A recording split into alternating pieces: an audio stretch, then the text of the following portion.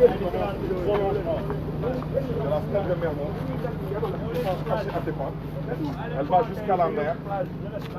Et donc c'est là-bas que se trouve notre île. Donc. yaa ngi gisee nii yaa ngi en direct fi mu toll nii ci littoral Mermoz bi fi mu toll nii on a le maire de la commune de Mermoz Sacré-Cœur Barthélémy Diaz avec. Donc tout ça là, c'est Fann Point E. Et à partir d'ici, incroyable. Vous voulez nous faire Fann Point E, vous voulez nous Fann Point E, et à partir d'ici, ce poteau là, c'est le poteau qui sépare Mermoz Sacré-Cœur de Fann Point E.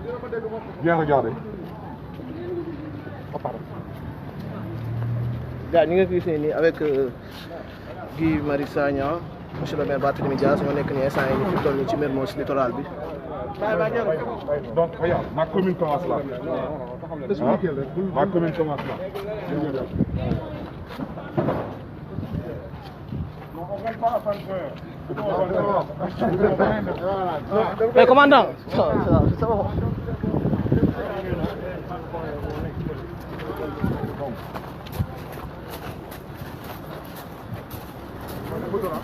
Le poteau là. Oh. Attention, Vous voyez, ma commune. da ngeen a déggoon ni sous-préfet ne woon na ko doo fi dëgg tànk. Et maintenant ici, c'est chez moi. Donc ce terrain-là, ils ont dit que c'est clôture. On va aller rejoindre d'autres clôtures. Donc en fait, pour sauver le projet se trouve maintenant là-bas. Vous avez vu, il s'apprêtait à me tirer de lacrymogène. C'est pourquoi on est revenu comme ça. Donc il ne faut pas traverser le rond-point. Donc ils ont mis ça là. Maintenant je demandais, à qui appartient cette parcelle-là? Je sais ça appartient à qui? À qui a pris le bail, contrat de location et qui l'a transformé en titre foncier pour prendre ça? Ça appartient à qui? Non, c'est pas important, ils le savent. Mais c'est l'État, c'est eux dans eux, ils le savent. C'est eux qui ont pris un bail qui l'a transformé en titre foncier. Maintenant, je dis que tout est ce que je dis, est-ce que c'est avéré ou pas? Est-ce qu'on a pris la place ou on n'a pas pris la place? C'est ce que je dis? Ah oui? Vraiment. Maintenant, regardez, ce terrain-là aussi en fait partie. Hein. C'est-à-dire que jusqu'à là, tout ça, c'est un autre terrain. Donc, ce terrain-là, ça, il n'y aura pas de permis de construire. Celui-là, même, il pourra se mettre à me dire non, il faut que tu me suives parce que je n'ai pas pris la plage. Je n'ai pas encore d'argument.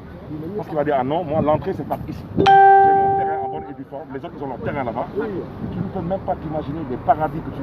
C'est des piscines débordantes, c'est des trucs de ouf.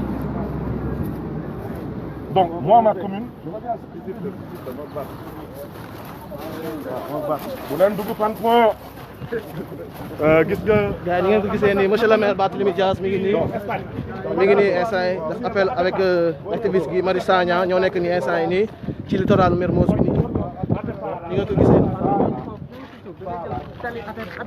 waaw bureau waaw. mais. c'est le même promoteur. J'ai dit. Oui, le permis de construire. Le permis de construire, je peux te le donner sur ce fait-là.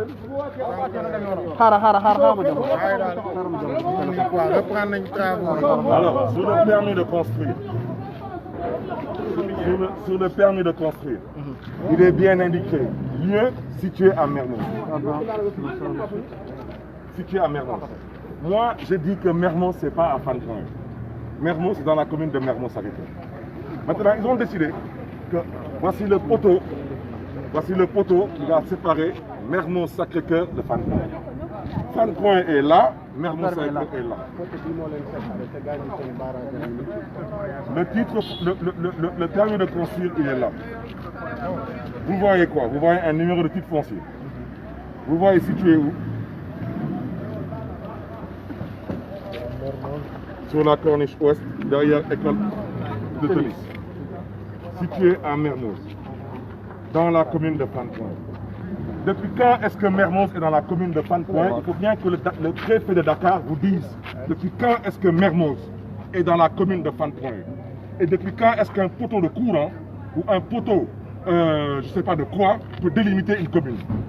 En 96, le décret qui est convoqué en 96, cette route-là n'existait pas. Elle n'existait pas. Vous ne pouvez pas faire allusion. Aujourd'hui, regardez cette clôture, regardez elle commence où? Regardez elle vient jusqu'à où? On dit que maintenant... Regardez. Ça, c'est la commune de Fann Point E. Et ça, c'est la commune de Mermoz-Sacré-Cœur. Et c'est la même clôture. Et je dis que je ne suis pas d'accord. Dama ne dama bëgg Sénégalais yi déglu ma y compris policiers yi fi ñëw ay Sénégalais lañu bu leen dugg Fann Point E imam bu leen dugg Fann Point E dama ne ñu ilif dëkk bi laa wax dama ne ñu ngi tong-tongee suufu askanu Sénégal teg ci nag di ko jaay doole fii waa ji 2450 francs la fay mètre carré bu nekk droit de timbre tey 5000 mètres carrés yi mu jël ci 2700 mètres carrés jaay ko mètre carré bu nekk 1 million muy 2 milliards 700 millions ñu ne man damay noppi dama ne noppiwuma tey noppiwuma ëllëg ay sàcc lañu su leen neexee nag wante nag askanu Sénégal lay waxal askanu Dakar lay waxal dama ne pesum kanam borom a koy fajal boppam loolu moo ci des jeunesse bi géej gi gis ngeen géej gi jël nañ géej gi ñoom nag nee nañu lii yëpp permis de construire Fann Point E la waaw man nangul naa leen maintenant comme Fann Point E fii lay yem fii ana poto bi waaw poto bi mi ngi nii comme Fann Point E fii lay yem waaw maintenant ñoom ñu jël clôture bi indi ko ba fii lu ci des ñu xam ne ne loolu lu ñu yàlla baaxee ñu dàq suñu wërsëg dama ne xoqatal bi du jaar tey du jàll tey du jàll ëllëg maa ngi gërëm nag di sant bu baax a baax suma doomu ndey di Guy Marius Sagna parce que moom fépp fu ngeen xam ne ne askanu Sénégal dañ ko fay soxla dafay taxaw di wane seen bopp di wane boppam bu ci des tamit dama bëgg askanu Sénégal xam du ba lenn lépp lu ngeen di gis fii ci ay kër yu bakkane amul kenn ku fi jënd ak suufam kenn ñoom ñëpp ci nekk da ngaa doon ministre wala ngaa daan lii wala nga nekk xaritu ministre wala nga nekk xaritu président wala jabaru président ñu dagg suuf jox la suuf lu mooy wax ci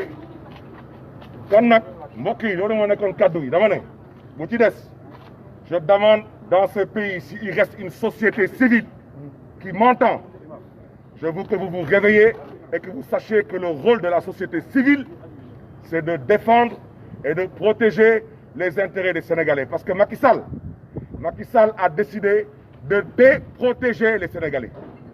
Il a abandonné les Sénégalais à eux-mêmes, y compris sur l'histoire du Covid-19. Macky Sall aujourd'hui ne s'occupe que de se protéger. La preuve, état d'urgence pour lui, couvre-feu pour lui. La preuve, jaar leen buntu këram à partir de 22 heures. Char de combat la fa teg. Dama ne kuy dox lu baax, kuy liggéey lu baax, char de combat du ko fa teg. Wante nag lii du dara. Je vais vous faire une petite révélation et je reviendrai là-dessus la semaine prochaine. Je vous ai dit que Dakar Dem Dikk a vendu à l'APR une assiette foncière à 500 millions. Et ce n'est pas normal.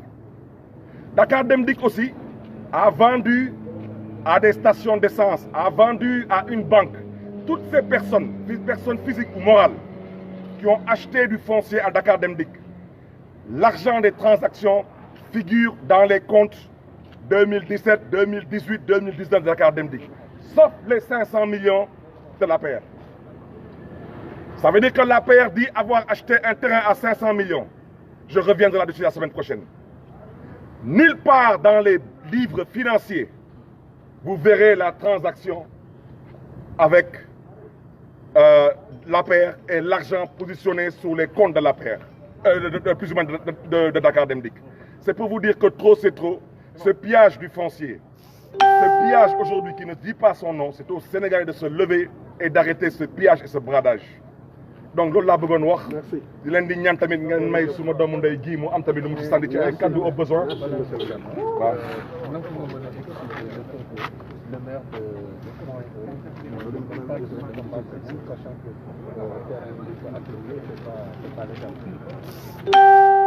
Je ne reviendrai pas dessus parce qu'il ne s'agit pas de personne. Je vous demande, regardez. J'ai convoqué le décret 2008-1025 du 10 septembre 2008. Eux, ils convoquent le décret de 96. Ce décret-là, il dit clairement ici, la commune de Fann Point Amitié est située sur la côte sud-ouest de la presqu'île du Cap-Vert. Elle s'étend pas dans.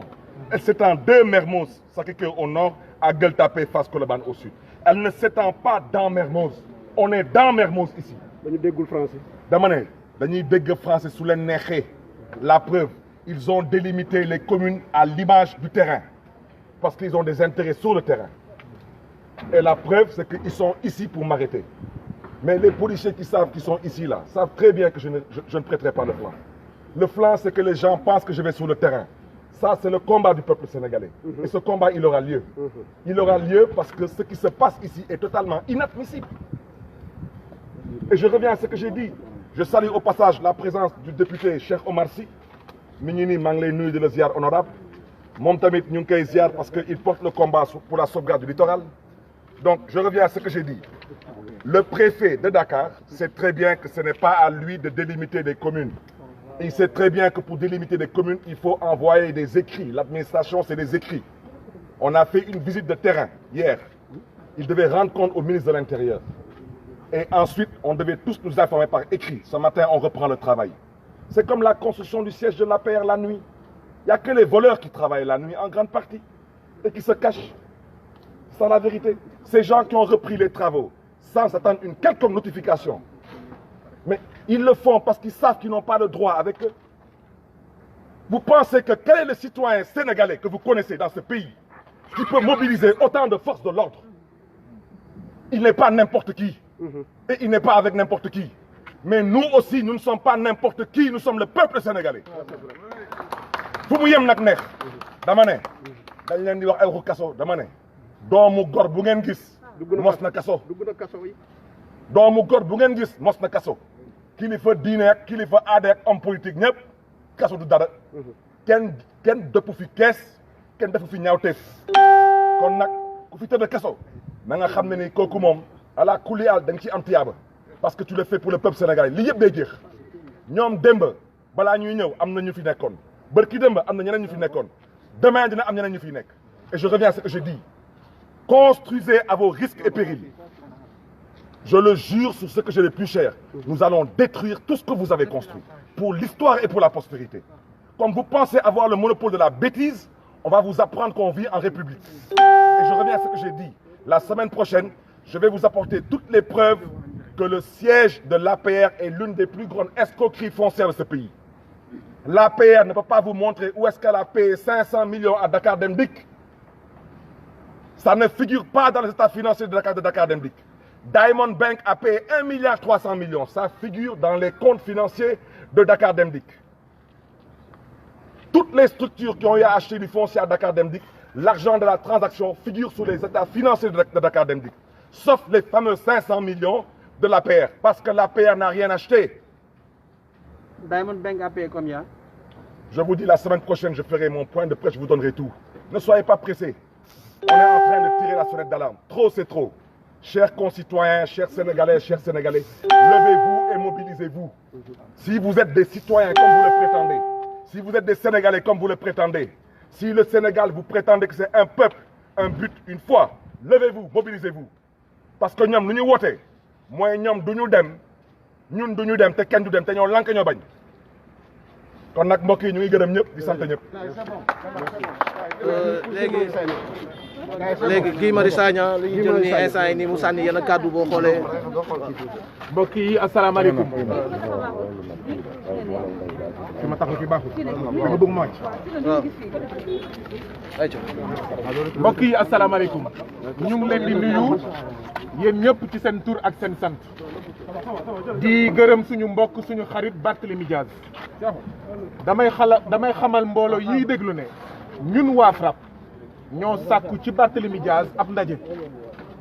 ñun ñoo woo Barthélémy Dias ne ko dégg nañ coow li nga xam ne moo lëmbee commune Sacré-Cœur Mermoz ak ville de Dakar ci wàllu suuf ñu ne ko nag bëgg nañ daje ak yow pour xam li xew ndaxte mbir balaa nga ciy wax foog nga xam bu baax li am ah Barthélémy Diaz bokk ci maire yi nga xam ne maire askan wi la et non maire famille Sall wala maire APR mais je vous reçois tey à 15 heures dans mon bureau ñu toog ba démb mu ne ma déedéet day yomb sax je vous reçois sur le site ndaxte bu ma toogee ci bureau bi expliquer leen du ngeen comprendre dara donc 3 heures bu jotee nañu joxante rendez-vous ci géej gi ci corniche bi loolu moo indi suñu tànk ñun waa FRAPP fii pour rencontrer Barthélémy Diaz mu expliquer ñu xam naa ne ndaje bi dina am prolongation ñu weccoo ay këyit